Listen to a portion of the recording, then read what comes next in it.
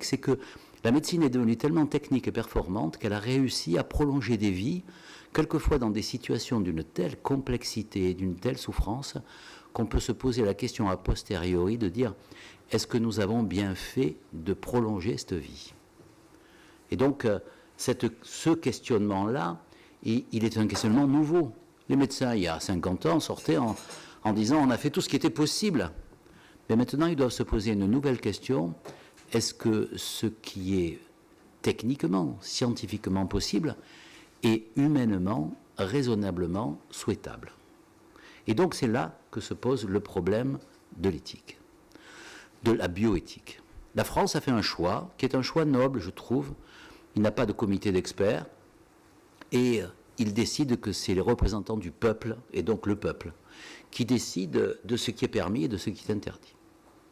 Et là, honnêtement, évitons, parce que je pense que c'est absolument factice, même si c'est commode sur le plan médiatique, d'opposer les progressistes et les archaïques, les anciens et les modernes, la gauche et la droite et je ne sais quoi. Dans la réalité, la vraie question, elle est, je suis dans un conflit de valeurs. Conflit de valeurs. Si on n'accepte pas qu'il y a un conflit de valeurs en éthique, on a l'impossibilité du questionnement. Et cette impossibilité du questionnement, elle confine obligatoirement à une vision dogmatique. Oui, il y a un bien contre un bien. Ça n'est pas le mal contre le bien, ça serait trop simple. Ça n'est pas les anciens contre les modernes, c'est le bien contre le bien. Le bien, nous le savons, dans notre devise républicaine, c'est la liberté. Et le bien, c'est l'égalité. Et on sait très bien, et les législateurs mieux que personne, qu'on peut se trouver dans des situations dans lesquelles trop de liberté nuit à l'égalité. Et on sait aussi que trop d'égalité peut nuire à la liberté. Et donc, là, quels sont les éléments en jeu? Eh bien, il y a probablement une tension entre une éthique de l'autonomie et une éthique de la vulnérabilité. L'éthique de l'autonomie, vous la connaissez tous, c'est celle qui dit c'est mon choix. Il y a même des émissions de télévision de ce type. C'est mon choix personnel. Moi, individu, personne humaine, je décide et je décide seul. Et puis, cette autonomie-là, il faut bien reconnaître que de temps en temps, on l'étouffe dans le fait de dire, il est malade.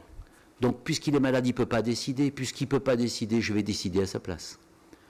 Il a des facultés cognitives altérées.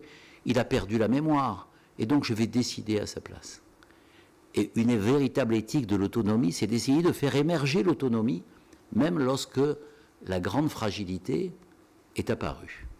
Pour ne pas se trouver dans cette relation verticale entre une société et un souffrant, ou entre un sachant et un souffrant. Le sachant expliquant toujours au souffrant que c'est lui qui décide et que l'autre n'a qu'à faire ce qu'il lui propose. Et puis en face, il y a une éthique de la vulnérabilité. L'éthique de la vulnérabilité, elle est collective. Elle dit « je t'empêche de faire ce que tu veux ». Et donc, au nom de quoi pourrait-elle empêcher de faire ce que l'on veut? Mais il y a un exemple assez simple, c'est l'exemple du suicide. Dans les hôpitaux français et du monde, lorsque quelqu'un arrive et a essayé d'attenter à ses jours, eh bien, on le réanime et on essaie de lui redonner la vie. Eh bien, voilà un exemple un peu caricatural, je le reconnais, entre l'éthique d'autonomie et l'éthique de vulnérabilité. Si je considère que l'éthique de l'autonomie, je dis après tout, c'est son choix. Et pourquoi irais-je altérer cette volonté qui est plus qu'une volonté exprimée, c'est une volonté dans l'acte? Et puis on peut même imaginer qu'il a laissé un mot en disant « voilà les raisons pour lesquelles je ne veux plus vivre. J'estime que ma vie ne vaut pas la peine d'être vécue. » Au nom de quoi la société viendrait dire « moi j'estime que ta vie vaut la peine d'être vécue. » Eh bien c'est ce que fait la société.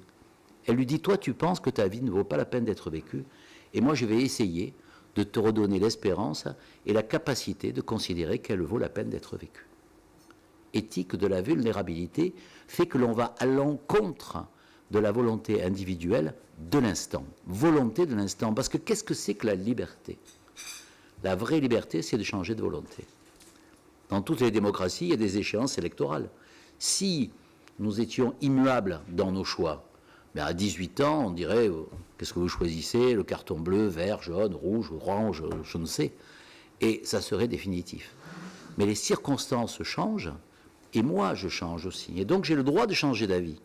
Et la vraie liberté, c'est de changer d'avis. Et Axel Kahn, de manière un peu provocatrice, dit finalement, quand le suicidé arrive, si je le laisse mourir, il n'y a pas de choix, et donc pas de liberté, puisque au-delà de la mort, il ne pourra plus rien choisir. Tandis que si je lui redonne la vie, je respecte aussi l'éthique de l'autonomie, pour une bonne et simple raison, c'est que s'il a envie de récidiver, il peut, en toute liberté, encore le faire.